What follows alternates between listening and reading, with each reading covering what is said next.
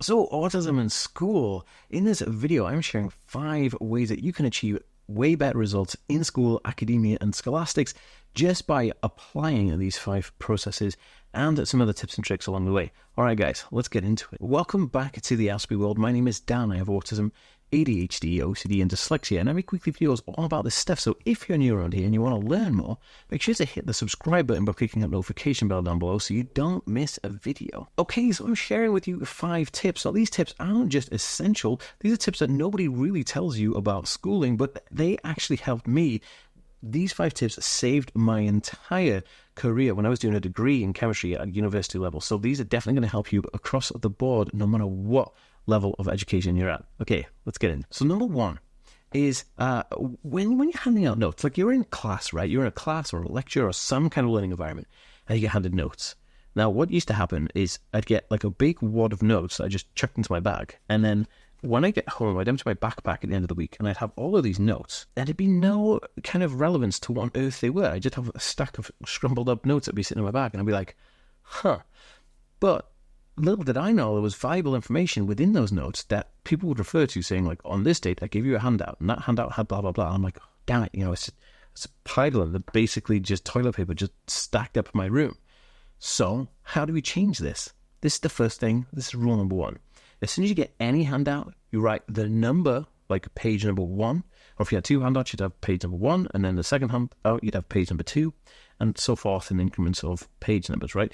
And then in the corner, you'd write the other corner, the opposite corner, you'd write the date, wherever the date is for all the handouts you got. And then at the end of the day, collect them all together, put them in, numerical order, staple them together over a paperclip, keep them together. So then at the end of the week, you do this every single day. At the end of the week, you'd have a pile of well-organized, date-specific, page-numbered notes that you can always refer to. This was just blew my mind. Very simple process, but extremely effective when you actually do it. Now, guys, before we get on with the video, I just want to say thank you to today's video sponsor, which is Brillia. Now, Brillia is a non-addictive, non-prescription-based homeopathic medication, and I use it for ADHD because it helps enhance clarity and it helps improve concentration, but it also reduces feelings of stress, anxiety, restlessness, irritability, and impulsivity, which is typical of people on the autism spectrum who have ADHD. Now, Brillia comes for adults and also for children, so you can check it out across the board, which is pretty dope. Now, I use this daily, and it has changed my life, and I've been using it for way over a year, almost 2 years. Wow, I think over 2 years now, which is pretty amazing. And I love Brillia. I love working with them, and I think everything that they have to offer is just fantastic. Even their website has valuable stuff to help you. So this is a company that's vested in helping improve the lives of individuals who may have issues in this area. Now, I will say, if you want to try it out, speak to your doctor first, but I have a 15% off discount code, which if you follow the link in the description of this video, you can get 15% off Brillia by using the code ASPIE15.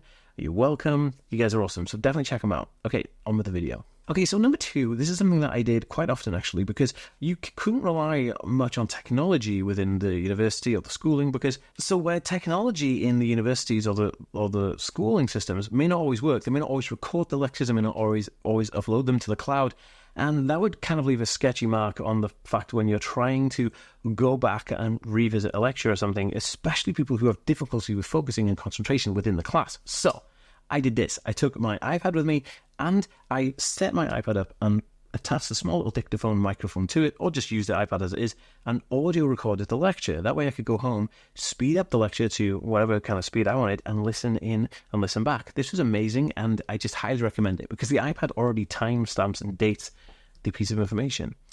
Okay, so the third one is using a camera or a smartphone. So I'd be in a lecture and I'd have my iPhone with me, and then a slide would come up on the screen, right? And they'd be like, remember this slide, make a big, red box around it on your notes. Now, me not being someone who was taking my own notes, because I had a note taker, but also someone who's dyslexic and have issues with kind of copying off this board, right, would be a really difficult task. So I'd get my phone out and I'd just take a snapshot of the slides on the board, and then I'd have a time and date stamped snapshot in my camera roll of all of the images from the whiteboard that I wanted to see. So they corresponded with the notes, the handouts, and also any of the audio lectures and any of the stuff that we physically were handed, in a digital format. This is really interesting because I was able to go back and really assess and deep dive into those things that were really problematic for me in my learning experience. Now, without those tools, I would never have been able to do what I've done up to this date. I have a degree in chemistry, and I owe all to these hacks. So keep watching, guys. You're going to love this. And if you are enjoying it, please give this video a thumbs up. It would mean the world to me. So, number 4 is spending one night a week organizing all your notes and handouts. Now, this is impeccable. One night a week, always sit down and finish everything. So get all your stuff together, organize it, and go, okay, it's ready for the next week. Because what you don't want to do is come Monday morning, panic and think, I have all this stuff that's unorganized. What do? I have a test like now.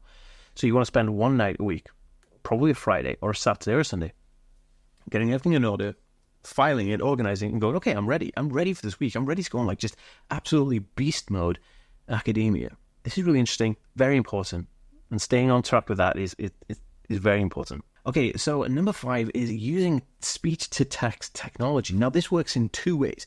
I'd have my iPhone with me. Now, if I needed to write notes within the class or write an email to anybody, I'd use the iPhone, and I'm sure Android has it as well, function where you talk to the phone, like you dictate to it, and then it actually just writes it out. This is how I wrote my book, Autism for Adults. If you don't have it, there's a link for my book in the description down below.